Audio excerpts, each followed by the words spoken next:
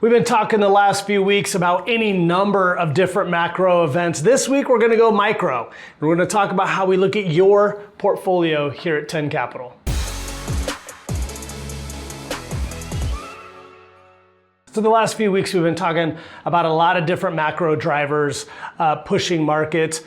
Fair amount of whipsaw, lots of plus or minus 1-2% days.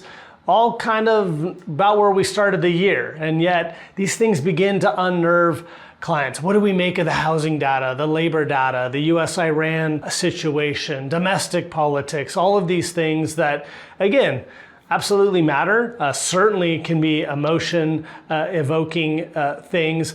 But what we don't want to be doing, even if we want to be using these things as preparation, again, to avoid panicked decisions because something surprises us, we don't want to be using them to try to time markets. Nonetheless, investors have a huge need to do something, particularly in the midst of bear markets, in the midst of range-bound markets.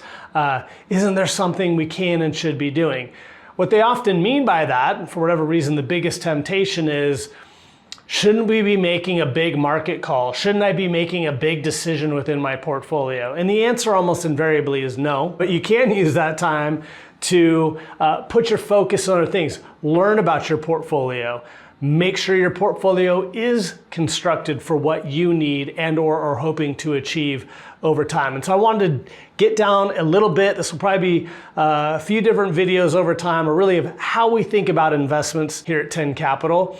Get asked the question all the time, how often do you look at my portfolio? And I'll tell people, well, in some ways every day. No, there's no way. No, we're not pulling up every single household every single day. But how we structure things, how we design things enables us to have oversight over a lot of different holdings, a lot of different portfolios, bring a lot of customization to bear. And so we want to pull back the curtain, let you in to that experience. Number one, what is the purpose of investments? I think it sounds simple. When I'll bring up what is the point of investing to most clients, they'll give me something along the lines of make money. And that's true.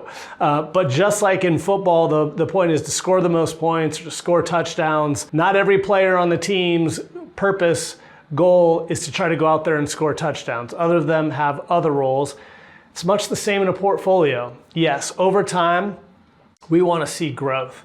But what affords us the time to get that growth? Markets, as we've talked about over and over and over again, move in very unexpected ways, tend to be very lumpy in both their returns and their drawdowns. And so while we all can quote the averages, we rarely get those long-term market averages in any given calendar year. So what we need there then is, again, time in the markets and what can afford us that growth in time over the markets, historically speaking, are two other important roles: income and protection. Think of these, if the wide receivers on your football team are the guys that are supposed to go score touchdowns, in that growth category, that might be your stocks, your private equity. You also need some people to block. You need some people to help prepare, buy that quarterback time. If we're talking about football, buy those growth investments time to score if we're talking about a portfolio. And those are two other big pieces. Again, income to help address those needs that one might have today, and preservation for those unexpected needs that might come down the road. So real quick, I'll highlight these three things so you can keep them in mind in my backdrop, as well as a couple of examples. Again, certainly could get really granular, but what we're looking at for the most part is three big purposes: growth, income, and preservation. And everything we put in a portfolio has one of these three things as their primary purpose in the portfolio. Future video, they usually have a secondary purpose as well. How you begin to blend those, whether it's different holdings or holdings that can actually achieve two of them to some degree at the same time, again, is where some of the real work begins on portfolio construction. But when we're going through, again, we want to identify where these are at. In raging bull markets, something I hear from clients all the time is, let's talk about that boring bond fund over there. It's not really doing a whole lot. It'd be a little bit like, again, pointing at our lineman that we brought up and saying, that guy doesn't score a lot of touchdowns. His job isn't to score touchdowns. The touchdown scores are going to be our stocks, perhaps private equity. But again, these are very volatile. These are holdings that might not always be liquid. And so they can't, for most people, define everything that they're doing within their portfolio. For income, this could be high yield bonds. This could be credit. To some degree, this could be real estate. For preservation, we're thinking high quality bonds, especially ones with very low duration. It's a whole video in and of itself some other day. So there's all these different roles. How they get packaged together for you is going to be very dependent on your particular situations. Not everything is appropriate for everyone, but understanding what they're there for is going to help you usually stay calm, stay focused, and when we're in those periods of volatility, understand what they're there for.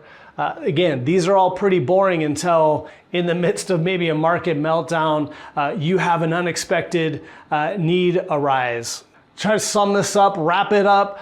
These three things all again correspond to specific mindsets and goals. And by keeping those mindsets and goals on top of mind, again, it's going to give you that patience, that clarity to again give things the chance to play the rules. For our growth, hey, this is to fight off inflation, maintain purchasing power, help you achieve those goals, retirement, second home, whatever it might be for you. Again, income, how do we pay the bills today or supplement the income if we're maybe in a slowdown phase of life? And lastly, preservation. We'll use this as the example because again, these are the boring quote unquote offensive linemen. They don't get a lot of glory. They don't get to score the touchdowns, get on the news until they're the heroes of the day.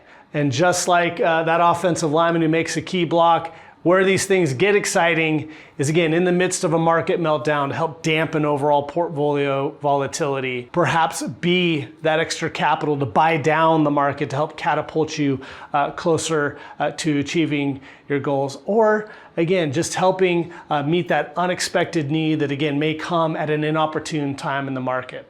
So framing these up, how we blend these, how we build the portfolios, how we use sleeves of each of these things to build something for you that's fully customized, personalized to you is something we'll address here in a few weeks. In the meantime, if you or anyone you know wants to address this for yourself, has some questions, we're here for you anytime.